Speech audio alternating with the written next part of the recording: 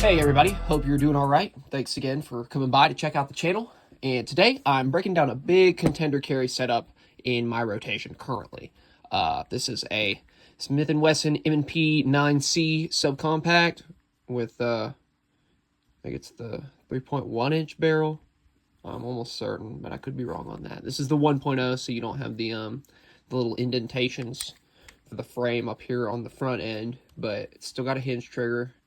Not the same one. I definitely have shot a 2.0 subcompact, and they are most certainly different. Not that this trigger is bad. I enjoy this trigger. I think I actually like it better than the 2.0 just because I've had more time on this gun and have gotten used to it. So, yeah, of course, the weapon is clear. Physically and visually inspect it. There's nothing in there. So we can just ghost this trigger really quick. Here we go. And of course, I'm lefty, so y'all get to enjoy that. So here we go.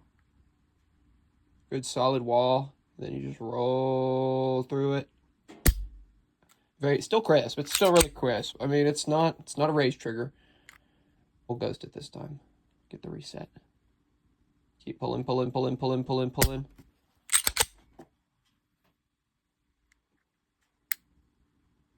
then we're back on it. Pretty good squeeze. I like it. This is easily my heaviest subcompact that I have currently. There's not many to compare to right now because my collection's pretty small to start out with, but this is definitely the most flattest shooting subcompact I've had out of the box that doesn't have any of that crazy stuff. Doesn't have a comp, doesn't have ports, doesn't have anything fancy. There's a little bit of fancy stuff done to it, but nothing to actually improve it, just kind of make it stick out from the other ones. I've got the hive defense, mag release, and rear plate, and then I've got a couple of hive +3 extensions. So I've gotta watch that camera. Got 15 +1 in this configuration, which is the one I would carry every day. And yeah, this is a really fun gun to shoot at the range. It's a really easy gun to keep on my person. I'm still on the search with a holster that I'm comfortable with. I've went through a few different iterations of a few different brands, and I'm just still not satisfied with the overall, I guess, comfort. I don't know. I mean, I'm a pretty skinny guy, so I get sore spots. Slides really smooth for something that's just, kind of meant to be a workhorse. Yeah.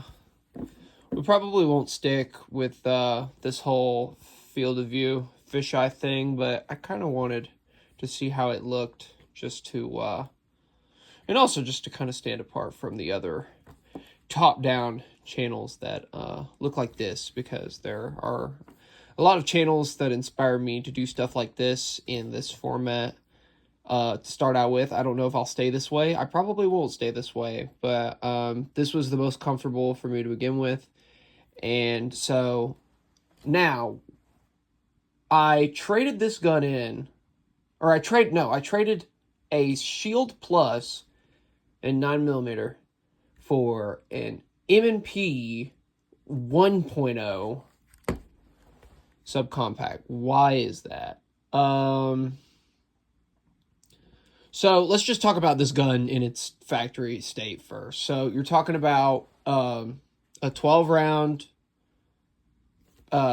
pinky extension, or a 10-round flush fit, or any of the M&P magazines that are bigger than this one right here. Say the full size, like the 17.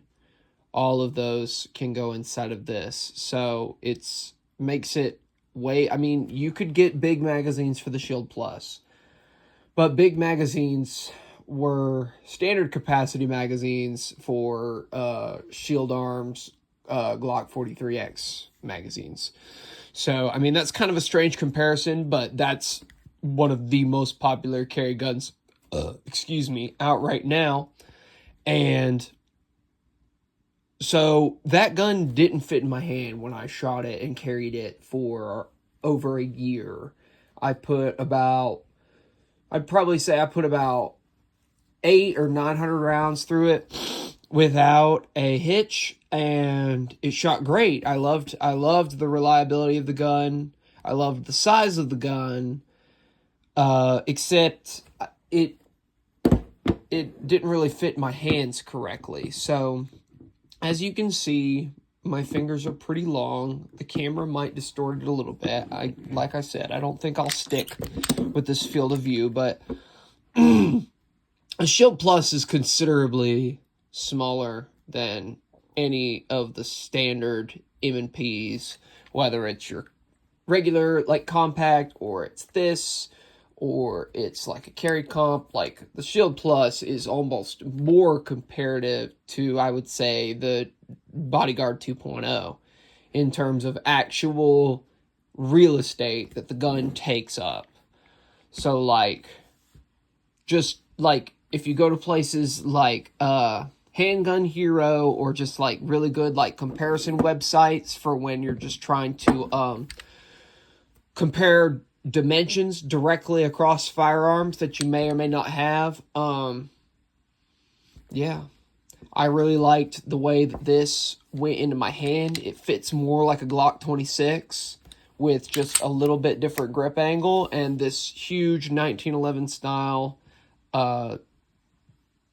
safety lever type deal kind of works as like a backwards gas pedal, if that makes sense. I can use my thumb, and then I can, when I'm supporting my shooting with my shooting hand, I can put my support hand just a little bit further forward, not too far forward, but just a little bit further forward, sort of like, not like I'm holding a Glock, but kind of in between, like having your hand way up here, like I do on Glock shooting, or just moving it right up, my support hand right up about under, but still squeezing tight on this firing hand. So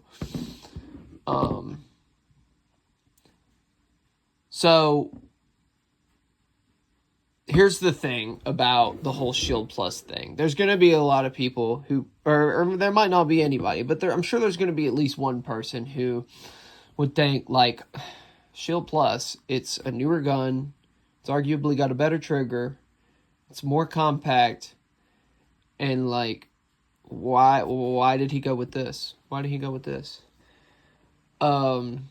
Just, I mean, point blank period, so I can quit running in circles around it. With the way these freaking clown hands are, I've got freaking claws, dude. They're long. My palms are big, and my fingers are long and skinny, alright? So this gun is just the better choice for the dimensions of my hand, because like I was mentioning earlier, the Shield Plus is closer to like a 43X. I don't have a 43X, but I've shot both the 43 and a 43X, and they're great guns. I enjoy their purpose, and I enjoy how good they are at what they do, but it's just the shape itself. I like these wider, thicker guns that, yeah, they might not be like the most slim, most like non-printing thing in the world, but I can have this thing on me with a spare magazine and in like a t-shirt and shorts, and you'd have no idea, just because, I mean, the setups I ran, I had a We the People that was really nice. I used a custom wedge that I made for that for a while, but it was still too bulky. But still, I mean, people told me they couldn't see it when I asked close friends and family when I was testing out setups. They said, we can't see it. It's hard to see. Like, it's you're not printing. So I really enjoyed that, because this gives you a lot more magazine versatility, as well as it's just more real estate for me to get my hands on. The 43 shaped guns just kind of wiggle around inside of my fingers, because I'm wrapping around them so many times that I can't really get tight. It just kind of gets balled up in my hand. I don't know if that makes sense, but I'll continue on. So yeah, this gun might be a little chunkier, but it just fits my hand better. And when it comes down to that, shootability will always matter more to me than just having the thinnest gun possible. That's cool. That's good, but I want you to be able to shoot it, and shoot it reliably, if that's the type of gun that you want. So since this is still, I still consider this a project, even though it's not got like, probably not gonna change the trigger. I'm not gonna do like crazy takedown parts or anything. But I still haven't settled on that holster. So right now I've got some I've got some universal trigger guard style holsters, just to make sure that the setup works bare bones for carry without the wedge, without the nice holster. I've just got something that that just keeps the gun on me securely without making it dangerous to try and draw it from retention. So, and I'm very picky about my retention and my comfort. So I'm trying to take my time to find the right fit before locking anything down permanently to put this back in my rotation. So at the end of the day, this M&P9C is a reminder to me and hopefully to you that newer doesn't have to mean better. And a lot of y'all probably know that from the stuff that's been like shown gun shows and conventions this year. Like, a lot of it's just kind of reinventing stuff we already have. There's not a lot of, I mean, there is innovation. I'm not trying to use absolutes here, but the majority of the stuff that's popular is just bringing back what always worked. So for me, what's always worked is having a gun that just fits my hand and shoots flat. And I've got capacity in a package that is comfortable and reliable. And in my mind, that's hard to beat. So let me know what you think. Would you have made the same trade? Probably not. If not, why? And if you've got holster recommendations for a lefty with this setup, I'm not sure if I want to go with a light or not. So options that I could do either with or without a light, like when I go to my configuring which actual holster I want, that would be best.